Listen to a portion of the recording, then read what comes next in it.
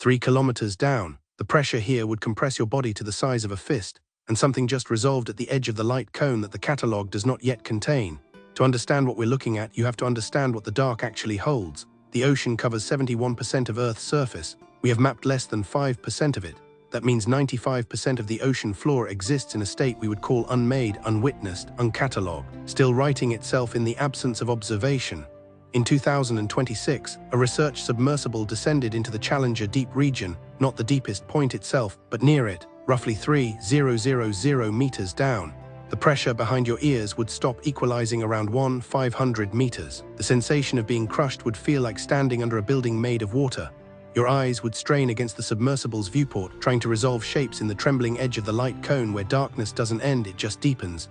That's where they saw it. Not a whale, not a squid, not anything the taxonomy has a space for. The discovery wasn't announced with a press conference or a published paper. It emerged as a kind of quiet reopening, a moment where the ledger of the living visibly stayed unfinished. Because here's what most people misunderstand about deep ocean discovery. It's not about finding the biggest or the strangest. It's about finding what architecture evolution built when nobody was watching, when pressure became the only grammar it knew, when food was so scarce that survival required shapes we haven't imagined yet. In the total darkness of the abyssal zone, bioluminescence isn't rare, it's the primary language. 90% of deep ocean creatures produce their own light, but the organisms discovered in early 2026 did something different. They didn't bioluminesce in the visible spectrum. The light they produced existed in wavelengths between ultraviolet and visible blue, a color that exists technically but that most deep-sea animals can't perceive, which means they were signaling in a language that only they could read. They were communicating in a part of the electromagnetic spectrum so narrow, so perfectly calibrated to their own eyes, that every other creature around them lived in complete darkness relative to their signals. They were alone together, thousands of them, possibly millions, existing in a shared conversation that required you to descend 3,000 meters into pressure that would kill you in seconds just to glimpse the edge of it. The pressure behind the ears that won't equalize stays with you. The strain of eyes trying to resolve a shape at the trembling edge of the light cone into something with a name, cold seeping in. Not as threat but as fact, this is the body's way of knowing it is somewhere humans were not meant to witness.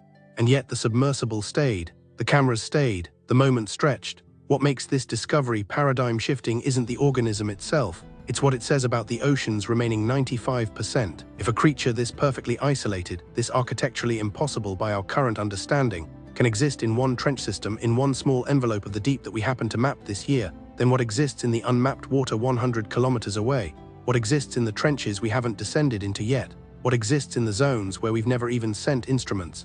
The ocean is not 71% of Earth's surface. It's 71% of the planet's surface, containing more alien territory than we've ever explored, more space than we've mapped, more solutions to survival problems than we've ever had to solve. And every solution is already written in the dark, waiting. Creature itself, and here's where the mystery deepens rather than resolves, doesn't fit the existing taxonomy because it appears to be a threshold form, not quite cephalopod, not quite something else. The specimens recovered showed anatomical features that exist independently in other species but never together in one organism. It's like finding an animal that has evolved solutions from 3 different survival books simultaneously, as if evolution, under enough pressure and darkness, just decided to rewrite its own rules. In the weeks after the discovery, marine biologists did what marine biologists do. They named it, they catalogued it, they published findings. The mystery received a Latin binomial and a place on a phylogenetic tree, and in doing so they solved the riddle of its existence with the only tool we have, language. Naming it made it real, making it real made it explainable, and making it explainable made it in some fundamental way less impossible. But here's what happened in the darkness after the cameras turned off and the submersible ascended back into light. The ocean kept being itself. The unmapped 95% stayed unfinished. New creatures we will never know existed, were born and lived entire lifespans in zones we haven't visited yet. Evolution keeps solving problems we haven't even thought to ask. Life keeps writing itself in alphabets we can't read. That's what this 2026 discovery means. Not that we found something new, but that we found evidence of how much stays hidden, how much thrives in the absence of observation, how many solutions to survival exist in the places we've decided are just empty dark. The creature discovered in the deep didn't emerge in 2026. It's been there, living in a language of light only it could see, existing in pressure that would erase you, building a life in the one place on Earth where we still cannot reach. And the moment we named it, catalogued it, explained it, that creature and the ocean around it became slightly less impossible, slightly more contained, slightly more resolved. But the ocean doesn't resolve, it deepens. And somewhere down there in the 95% we haven't mapped, something else is still writing itself in the dark, still speaking in wavelengths we can't perceive, still existing in the space between what we know and what we've allowed ourselves to imagine.